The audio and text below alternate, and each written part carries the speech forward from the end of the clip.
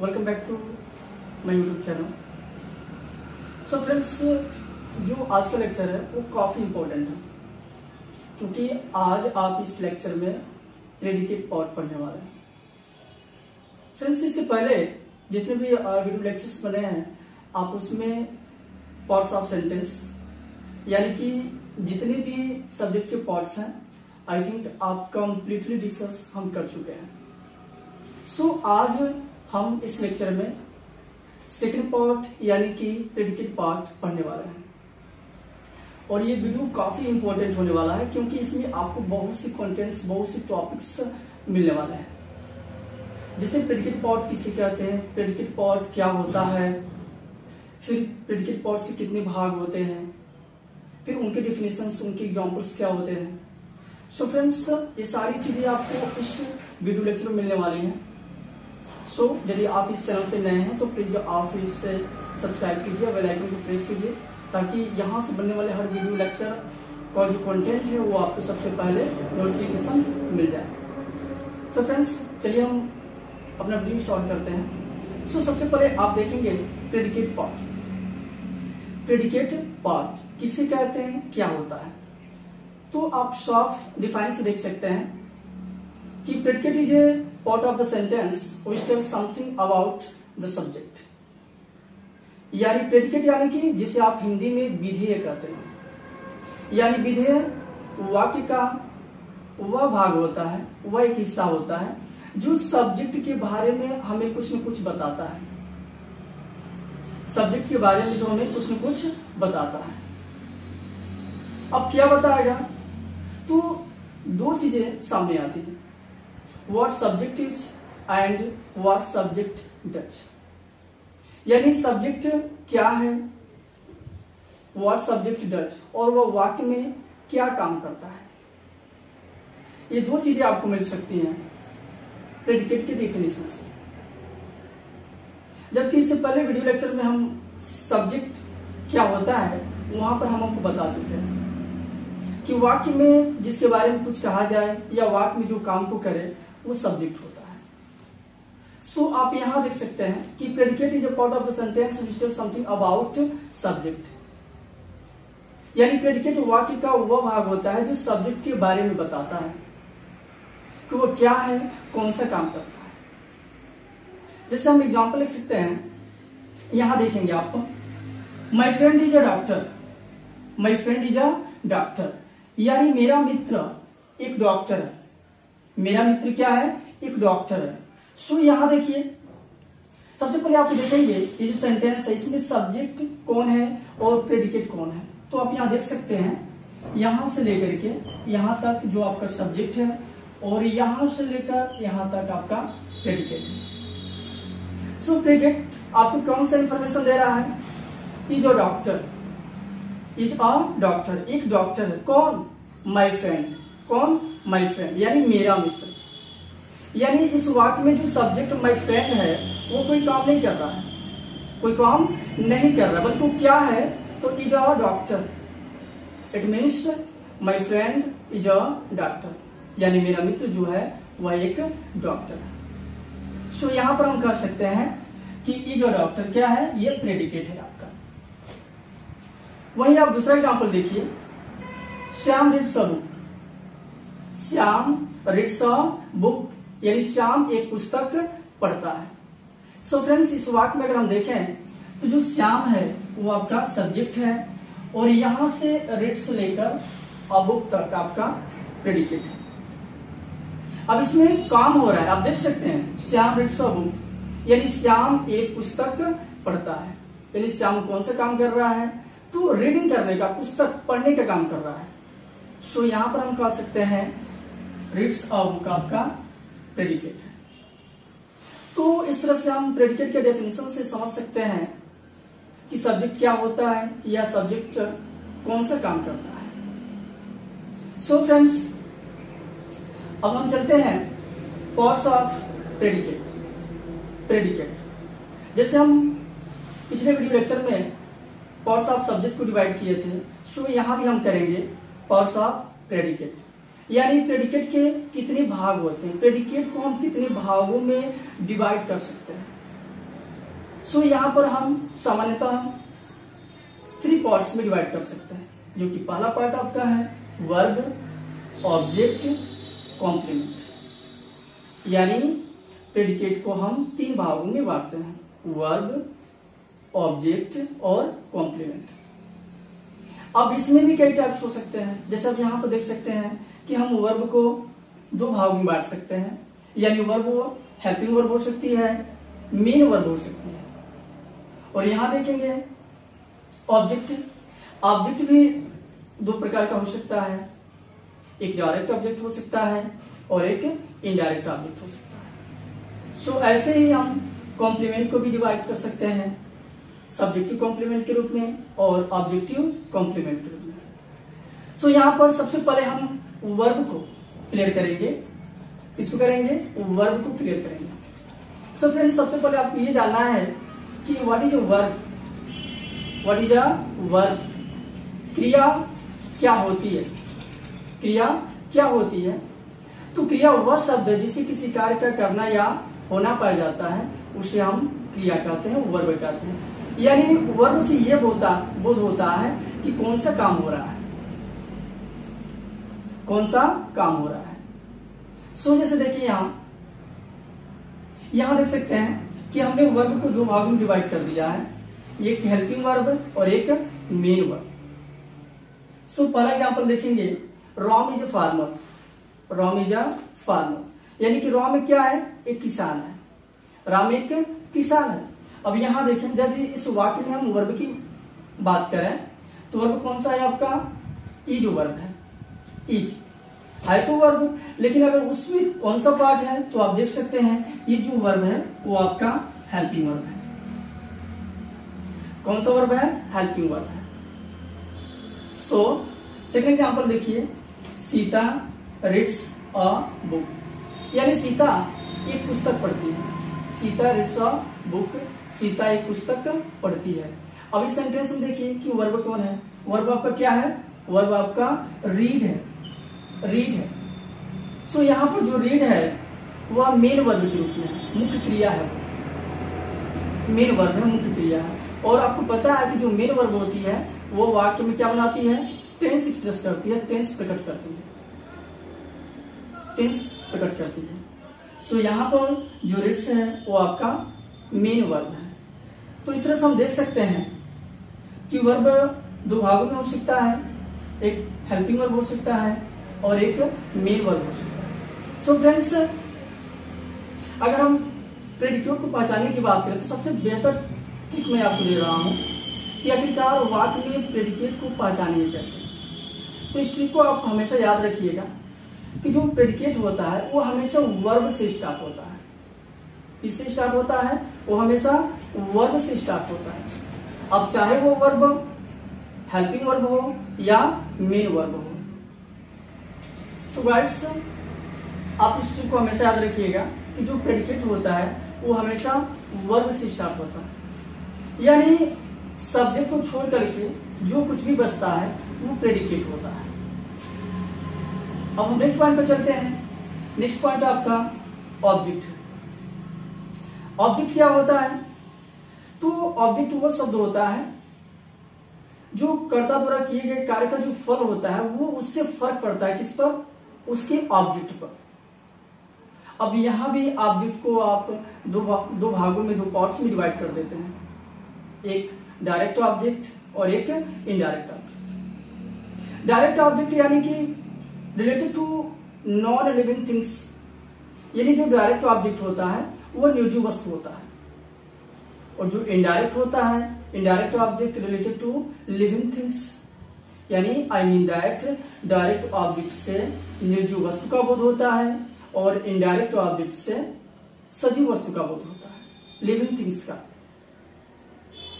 अगर हम देखें कि डायरेक्ट ऑब्जेक्ट में कौन कौन सी वस्तुएं आती हैं, तो डायरेक्ट ऑब्जेक्ट के अंतर्गत ओनली नाउन्स आते हैं, और अगर इनडायरेक्ट में हम देखें तो उसमें नाउन्स भी होते हैं, पर्सनल प्रोनाउंस भी आते हैं, नाउन फ्रेज भी आते हैं। सो हम ऑब्जेक्ट को 2 भागों में डिवाइड कर देते हैं, डायरेक्ट ऑब्जेक्ट, इनडायरेक्ट ऑब्जेक्ट। अगर हम रूल्स की बात करें कि अगर एक वाक्य में अगर 2 ऑब्जेक्ट आते हैं तो सबसे पहला ऑब्जेक्ट कौन होगा और बाद का ऑब्जेक्ट कौन होगा।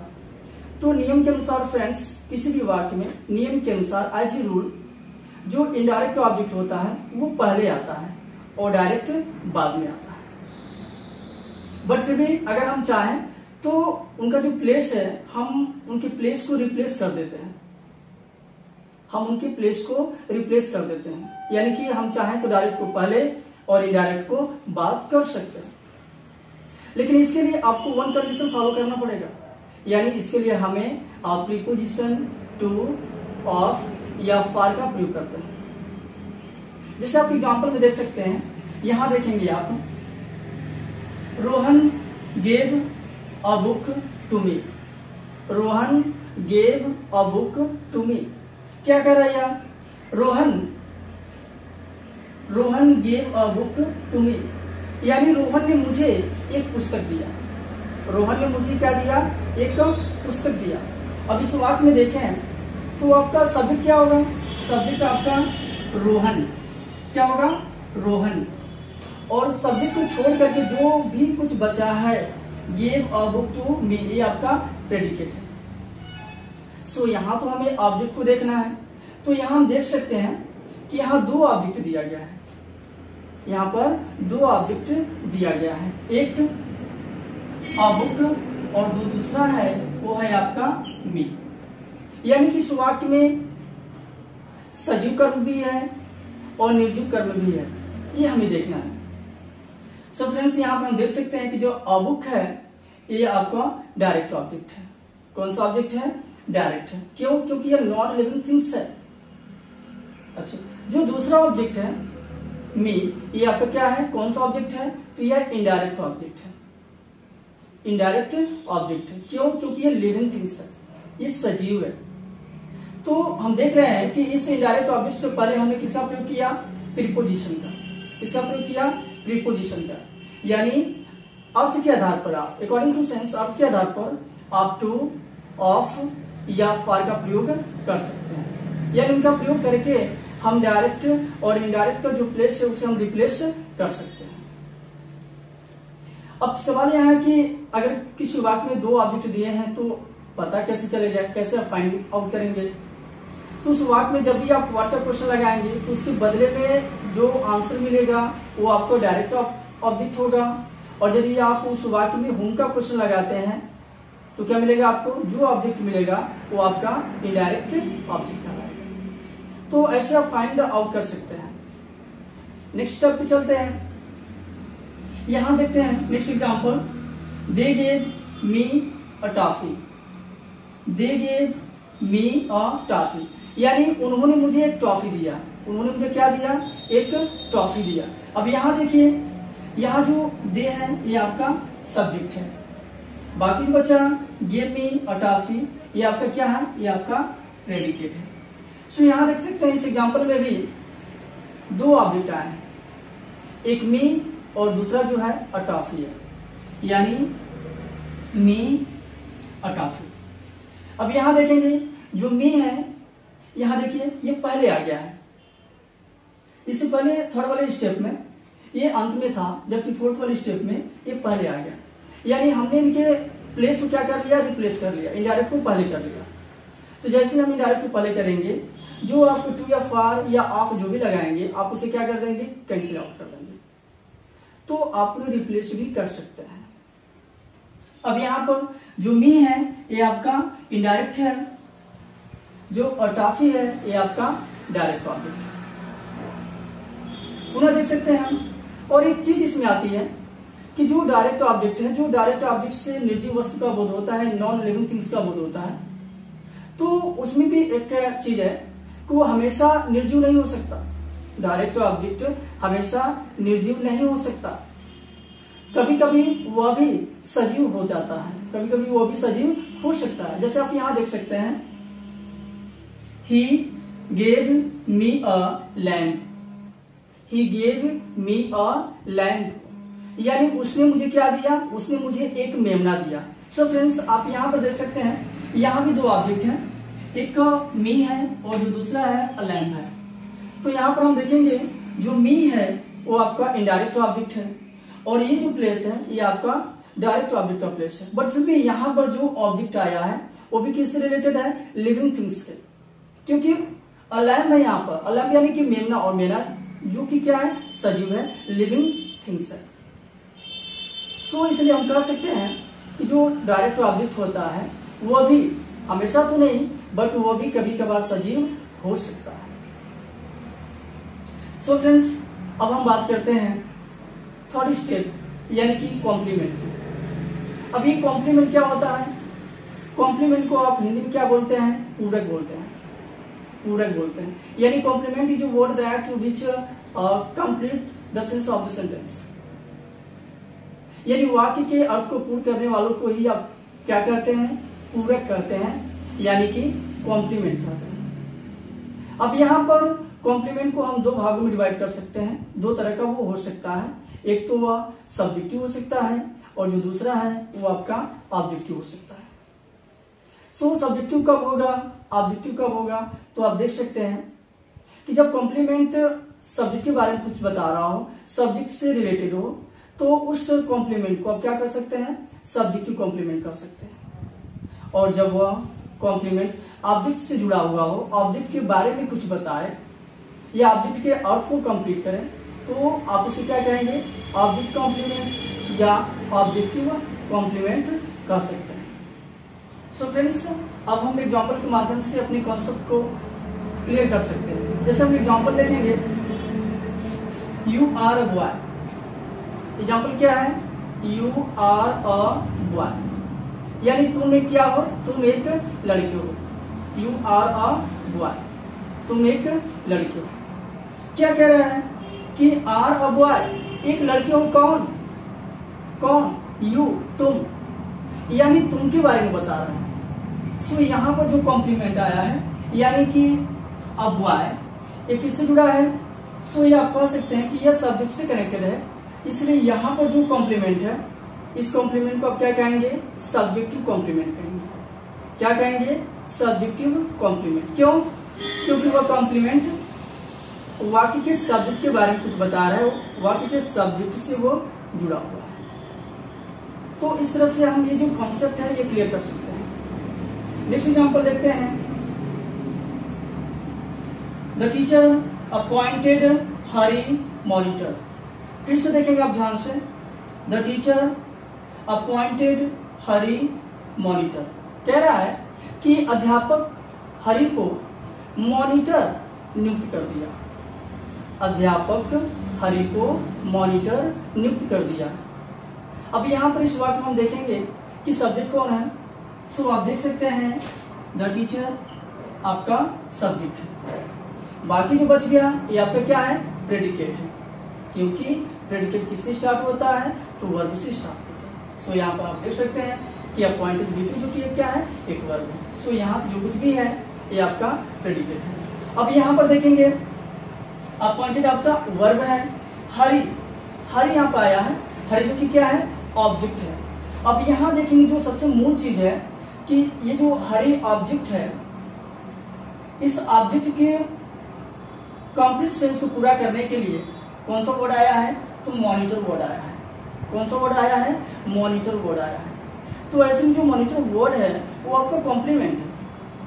कौन सा वर्ड है, कॉम्प्लीमेंट। लेकिन कौन सा कॉम्प्लीमेंट है, तो यह ऑब्जेक्टिव कॉम्प्लीमेंट है। क्यों, क्योंकि इससे पहले आए हुए जो ऑब्जेक्ट है हरि है, वह इसके अर्थ को पूरा करने के लिए बता रहा है। इसलिए ऐसे कंडीशन में हम मॉनिटर को क्या कहेंगे, ऑब्जेक्टिव कॉम्प्लीमेंट। इसलिए कि यह ऑब्जेक्ट के बारे में बता रहा है, ये ऑब्जेक्ट के अर्थ को कंप्लीट कर रहा है, इसलिए क्या आया, ऑब्जेक्टिव कॉम्प्लीमेंट, जिसे आप ऑब्जेक्ट कॉम्प्लीमेंट्स भी कहते हैं। सो फ्रेंड्स, नेक्स्ट देखेंगे, I am going to school. I am going to school. अब यहाँ देखेंगे वर्ब क्या है, तो जो आई है वो आपका सब्जेक्ट है, एम गोइंग आपका वर्ब है। अब इसमें देख रहे हैं जो एम है वो आपका हेल्पिंग वर्ब है, क्योंकि वो सपोर्ट कर रही है किसका, मेन वर्ब यानी कि गोइंग का। सो इसलिए हम कह सकते हैं इस वाक्य में जो एम है वो आपका हेल्पिंग वर्ब है और जो गोइंग है वो आपका मेन वर्ब है। नेक्स्ट पे चलते हैं। नेक्स्ट एग्जांपल कह रहा है कि I hate smoking. I hate smoking, मुझे धूम्रपान से क्या है, घृणा है, नफरत है, यानी कि मैं धूम्रपान से घृणा करता हूँ। अब यहाँ देखेंगे सब्जेक्ट कौन है, तो सब्जेक्ट आपका आई है, और जो बाकी बच गया हेट स्मोकिंग, वो क्या है आपका, वो प्रेडिकेट है, प्रेडिकेट है। अब यहाँ पर देखेंगे हम कि इस वाक्य का जो ऑब्जेक्ट है वो आपका क्या है, स्मोकिंग है। ऑब्जेक्ट क्या है, स्मोकिंग है। स्मोकिंग तो है, ऑब्जेक्ट तो है, लेकिन किस रूप में एक्सप्रेस किया गया है, तो आप देख रहे हैं उसमें आईएनजी लगा हुआ है, यानी कि वो जेरेंड के रूप में एक्सप्रेस किया गया है। क्योंकि हम आपको बता चुके हैं कि जो जेरेंड होता है उसका प्रयोग हम सब्जेक्ट के रूप में भी कर सकते हैं और ऑब्जेक्ट के रूप में भी हो सकता है। सो यहाँ पर जो आया है स्मोकिंग वर्ड, वो आपका ऑब्जेक्ट के रूप में। नेक्स्ट स्टेप चलते हैं, गर्ल्स लाइक टू सिंग, यानी कि लड़कियों को गाना पसंद है, यानी कि लड़कियां गीत गाना पसंद करती हैं, जो कि सिंपल प्रेजेंट टेंस का वाक्य है। अब यहाँ जो सब्जेक्ट है वो आपका गर्ल्स है, लाइक टू सिंग ये आपका प्रेडिकेट है। वर्ब के बाद जो आया है वर्ड टू सिंग, वो आपका क्या है, ऑब्जेक्ट है। किस रूप में आया है, तो वह इन्फिनेटिव के रूप में आया है, क्योंकि आपको पता है कि इन्फिनेटिव इज इक्वल व्हाट क्या होता है, तो 2 + V1 होता है, यानी वर्ब से पहले आप क्या जोड़ते हैं, प्रीपोजिशन टू जोड़ते हैं। सो यहाँ पर जो टू सिंग है वो आपका इन्फिनेटिव है। सो गाइस, आई होप आज का जो लेक्चर है, आज की जो वीडियो है वो आपको काफी पसंद आया है। फिर भी अगर इसमें ऐसा कोई भी कॉन्सेप्ट हो जो क्लियर ना हुआ हो, तो आप मुझे कमेंट बॉक्स में कमेंट करके आप मुझे बता सकते हैं, जिससे कि मैं नेक्स्ट वीडियो में आपका कॉन्सेप्ट क्लियर कर सकूं। सो फ्रेंड्स, यदि आपको ये वीडियो काफी पसंद आया है तो प्लीज आप सब्सक्राइब कीजिए, ज्यादा से ज्यादा लाइक और शेयर कीजिए। ओके, मिलते हैं अगले लेक्चर में कुछ नए टॉपिक के साथ, तब तक के लिए थैंक यू।